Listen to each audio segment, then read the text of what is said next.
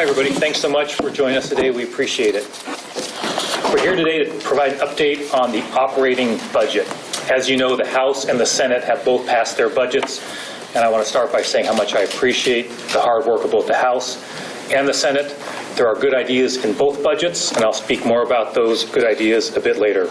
I also appreciate the many productive conversations I've been having with leadership on both sides of the aisle, and those conversations will, of course, continue.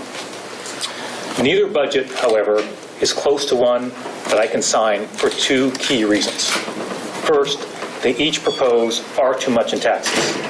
Second, they both rely on a wealth tax, which is novel, untested, difficult to implement, and, most importantly, for purposes of adopting a sustainable budget, will face an immediate challenge in court. If the legislature wishes to complete our work on time, they need to immediately move the budget discussions in a significantly different direction on both of these issues. A month ago, I presented my proposal to save $4 billion over the next 4 years with many of you here in this room. Some folks on my side of the aisle grumbled a bit about those proposals, but both the House and the Senate adopted most of these ideas and the savings we presented. I was glad to see that they embraced the need to scrub our budget. I also appreciate that they propose their own additional savings and reductions. My team and I are reviewing those very carefully. Additionally, the budgets accept most of the $3 billion in reductions proposed by former Governor Inslee.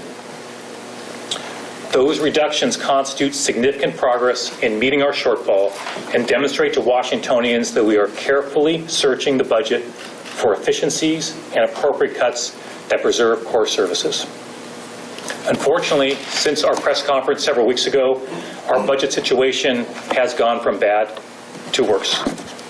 First, we received the updated revenue forecast. I had hoped the news would be positive. Unfortunately, the forecast, as you know, adds another $1 billion to our shortfall, bringing the total to $16 billion over the next 4 years. Second, while we knew things would be rocky with the federal government, things have escalated dramatically in the last month on multiple fronts, including significant budget cuts from the federal government that result in a bigger budget challenge for us. You're seeing the headlines every day. Hospitals cutting hundreds of staff, public health funds being eliminated, food assistance reduced, all due to federal funding cuts. We can and we must prepare for even greater cuts from the federal government.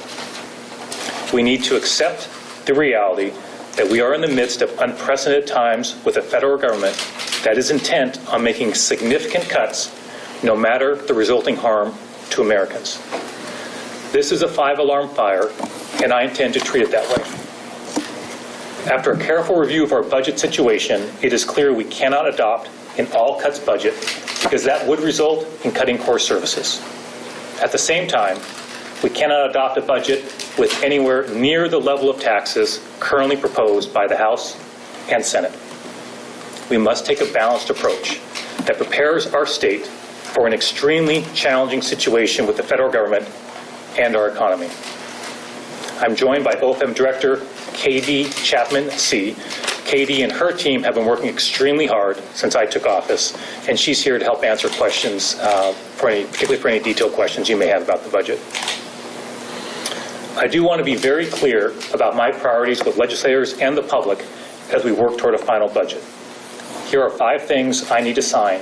Here are 5 things I need to see in the budget that I will ultimately sign. First, we must protect our rainy day fund, otherwise known as the Budget Stabilization Account, the BSA. My apologies if I use those terms interchangeably, but when I refer to rainy day fund, I am referring to the BSA, the Budget Stabilization Account. So we must protect our rainy day fund, every penny of it. The House budget does this, and I support that. Number 2, we must base our budget on realistic revenue projections, not the 4.5% allowed by law, which is inconsistent with the projections of the Economic and Revenue Forecast Council. The Senate budget does this, and I support that. Third, we must minimize new investments. Fourth, we must include billions of dollars in efficiencies and savings to demonstrate to the people that we have scrubbed our budget as much as possible in a way that still preserves core services such as public safety and K-12 education. And fifth, we cannot rely on a revenue source with a real possibility of being overturned by the courts. So briefly, our budget overview. Our current state budget is approximately $72 billion. That's about double what it was a decade ago. We are not in a recession. Our new budget will continue to grow. Both budgets have targeted investments I support. One example, both chambers have proposals on the response to overcrowding in juvenile rehabilitation. We have a real crisis right now and have been working in a bipartisan way to address it. That said, we need to avoid overcommitting on new investments. Given our budget realities, this is not the time for major investments in any program, no matter how worthwhile. When you've got a $16 billion budget shortfall, you've got to stop digging. Let's talk about federal funding. Funding from the federal government makes up a significant part of our state budget. 28% of our budget is federal dollars, about $43 billion per biennium. I'll just give a few examples of what that federal funding means on a biennium basis for Washington State. $34 billion for Medicaid. That's about 60% of our entire Medicaid budget. $2.5 billion for education. $1 billion for child welfare and early learning. $600 million for disaster recovery and response. $304 million for unemployment insurance. $864 million for temporary assistance for needy families. There are no guarantees that federal funding will continue in these and other areas. We saw that just last week when the federal government abruptly canceled $160 million in public health funding. That represents more than 200 state jobs, including epidemiologists and workers providing vaccines. This impacts hundreds of providers in our communities. It makes it harder for our state to address disease outbreaks. It also makes it harder for individuals to get mental health care, substance abuse treatment, as well as assistance applying for housing, food, and medical benefits. We saw it again yesterday. The headline said, "Trump cuts affect Washington school food supply." In short, we cannot predict with certainty what is going to happen with our federal funding, but we can be sure there will be chaos and more cuts to come with little or no warning. For example, there is extensive news coverage about potential cuts to Medicaid by the federal government. If, for example, the federal government cuts just 1% from that funding, the impacts could be profound for thousands of Washingtonians. In other words, our budget situation is grim, but it may soon become dire. Those storm clouds are not on the horizon. They are on top of us right now. The good news is there are decisions we can make in the next few weeks that will place us in a stronger position to deal with the inevitable federal cuts that are headed our way. The first and most important thing we can do to prepare for that storm is to maintain our reserves, particularly our rainy day fund. The House budget maintains these reserves. I appreciate and totally support that. Our state treasurer, Mike Plecciati, has emphasized how important this is. We are already an outlier on reserves, and I want to take a moment to talk about this. We are one of just 4 states in the entire country with reserves at 10% or less of our annual budget. Reserves protect Washington from economic instability, the devastation of natural disasters, and an increasingly hostile federal government. Draining our reserves will weaken Washington's outstanding credit rating and impair our ability to borrow funds at competitive rates for routine or emergency purposes. We currently have a AAA bond rating. It's critical we maintain that. Simply put, the AAA bond rating means more projects and lower costs. When our state is highly rated, it opens up capacity in our transportation and capital budgets to build more schools, fund more environmental cleanup projects, and replace aging infrastructure faster. If we put ourselves at risk of a downgrade, it would make future budgets even tighter and restrict our ability to deliver on needed projects in every corner of our state. Reserves are also critical in responding to natural disasters. Washington is the 4th most disaster-prone state in the nation. The federal government, as you know, is making dramatic cuts to FEMA. It is a sad commentary on what is happening with the federal administration that we can no longer count on them when we have our next natural disaster. We must be prepared to help communities and Washingtonians across the state who find themselves confronting the impacts of, for example, a fire if the federal government does not come through with assistance. It is particularly important to live within our means right now in light of the tariffs that have already been implemented. It's clear, by the way, that more tariffs are on the way, with President Trump announcing his Liberation Day tomorrow. Washington is one of the most trade-dependent states in the nation. In 2024, Washington ranked 9th in exported goods, shipping $58 billion worth of goods to the world. Nearly $120 billion exports and imports flowed through Washington state ports last year. Approximately 40% of our jobs are tied to trade. Washington's agricultural exports totaled $7.5 billion in 2023. Canada is our #1 export market for agricultural goods, and Mexico is #4. A trade war will hit Washington hard, especially our farmers. We have to plan for that. Whatever might happen in the future, we are not currently in a recession, which is why many Washingtonians I speak to wonder why we have a $16 billion budget shortfall. We must balance in a more sustainable way, and based on what our economic experts say, the revenue forecast is. The law does allow us to assume 4.5% growth, even if that's not realistic. That does not mean, however, we must spend to that amount. In the past, we budgeted assuming 4.5% growth, even though the Economic and Revenue Forecast Council projected a lower amount of growth. We cannot do that any longer. Any budget I sign must spend only based on what our economic experts forecast our growth will be. Washington families must budget to the actual salaries of their family members. The state of Washington, as long as I'm governor, will do exactly that.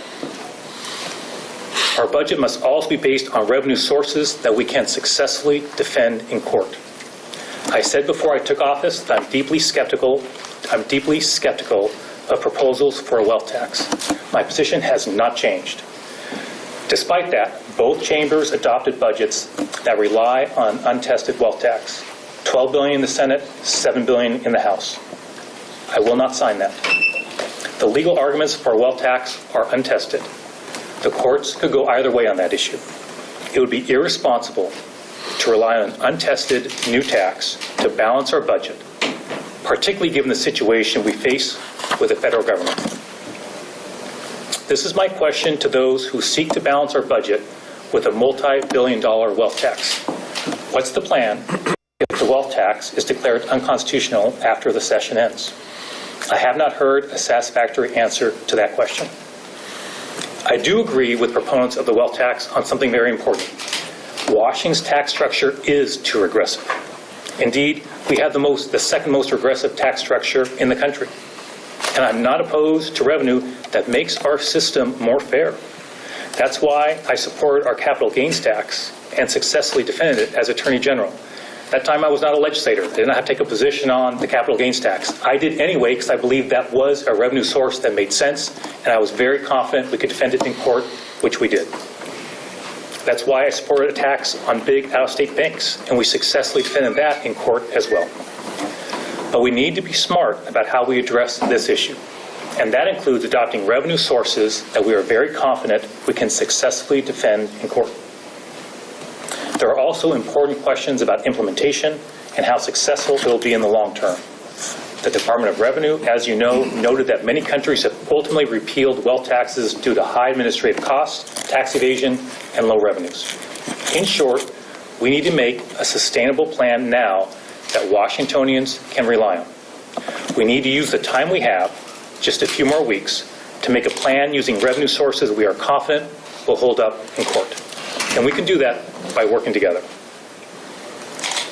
I understand that my approach is making some of my friends and supporters unhappy. That is okay. Sometimes we need to tell our friends our truths. Our values are being challenged by the Trump administration right now as we speak in real time. We protect our values by making sure we are not beholden to a federal government that has shown its willingness to use funding to punish organizations and states it disagrees with. I have some experience dealing with Donald Trump. When I was Attorney General, we won nearly 60 cases against the Trump administration because we built an excellent legal team. We prepared very, very carefully. We anticipated what he would do next, and we acted decisively. We rarely lost. Hope is not a strategy with Donald Trump. Take my word on that.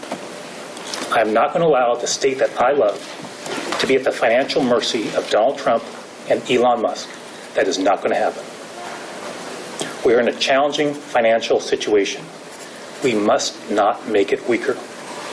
We must make smart choices now so that in the coming months and years, we can protect Washingtonians on Medicaid, support our education system, preserve public health, support Washingtonians facing national disasters, and maintain core services.